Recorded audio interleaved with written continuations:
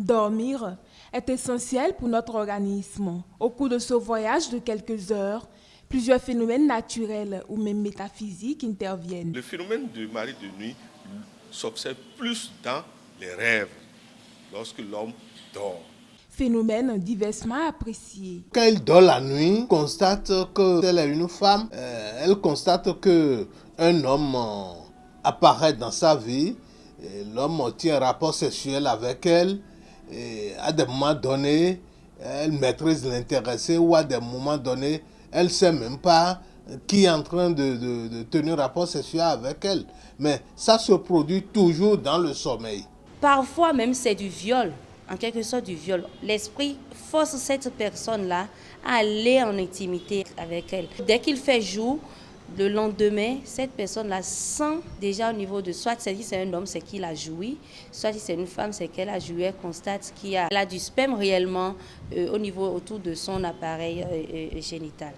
Plusieurs facteurs induisent l'intrusion et la manifestation de ces esprits dans la vie d'une personne. Cet esprit, lorsque souvent nous dormons nus, ou que nous lavons nus dans une pleine obscurité avec la mousse blanche, lorsque nous allons par exemple poser certains actes dans la forêt ou auprès de la nature la nuit, ou au bord de la mer, ou à côté des grottes, ou à côté d'un puits, nous attirons ces êtres qui sortent la nuit. Et ces êtres nous suivent. Et donc nous marquent. Un homme ou une femme qui est souvent noctambule. Noctambule, c'est pas qu'il va travailler, revient, non. Noctambule en ce sens qu'il cherche les femmes la nuit, qu'il va en boîte de nuit, il drague les filles, il va en intimité avec des filles, des inconnus en quelque sorte.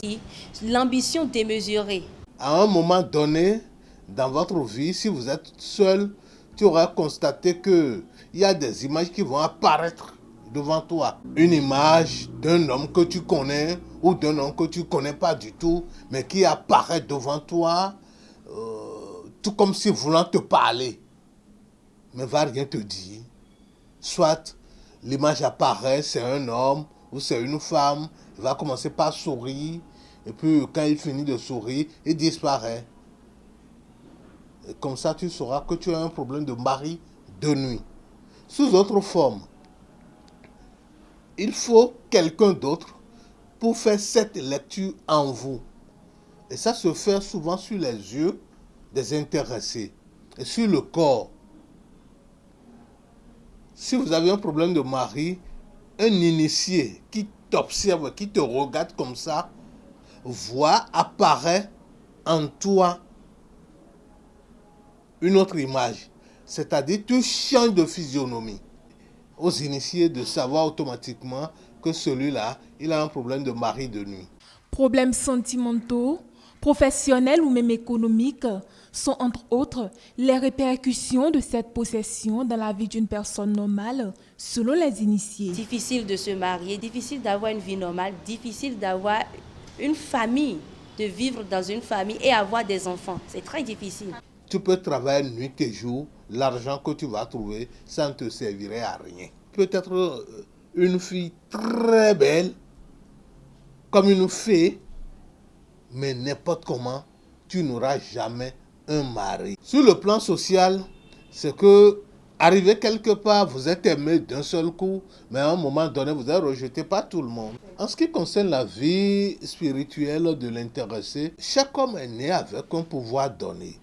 Il y a le pouvoir de la parole, il y a le pouvoir de l'acte. Alors, si c'est comme ça dans votre vie et que c'est provoqué par la sorcellerie, vous devez comprendre que tous ces pouvoirs sont anéantis en vous. La cohabitation avec ces esprits étant un blocage aussi bien spirituel que physique pour l'homme ou la femme, il s'avère nécessaire de les éviter.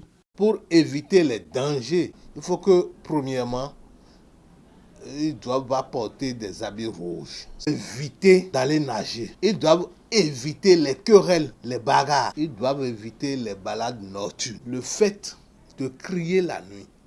Ils doivent éviter de se laver avec du savon tardivement la nuit. Donc la première chose d'abord, le soubassement d'une foi solide, c'est enlever la peur de sa vie.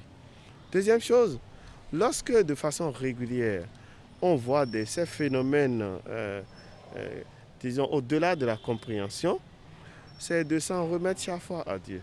Parce que Dieu, c'est lui l'auteur de nos vies et c'est lui qui veille sur nous.